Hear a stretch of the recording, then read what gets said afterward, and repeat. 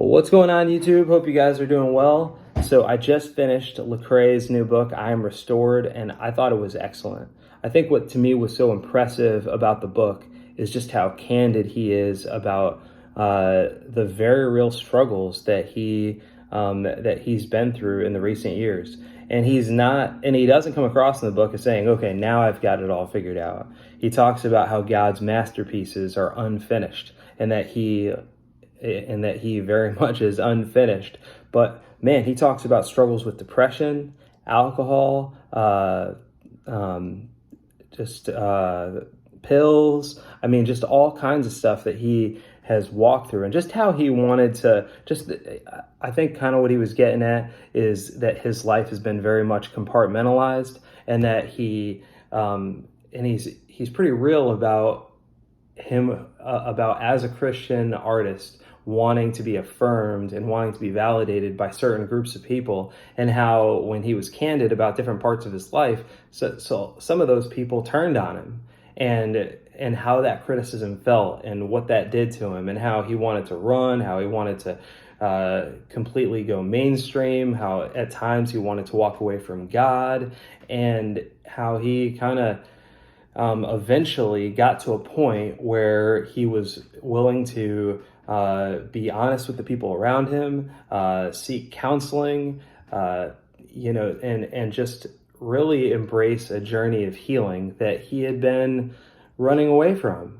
And it's easy to think that someone in his position, and this is one thing I love that he kind of debunks throughout the book, is it's easy to feel like, and I can be honest and say that that I fall into this trap sometimes. It's easy to feel like people in his position, millions of fans and tons of money and all that kind of stuff. It's easy to think that people in his position must have it so much better. And no matter how many times they tell you they don't have it so much better, I don't know if any of us really end up believing that.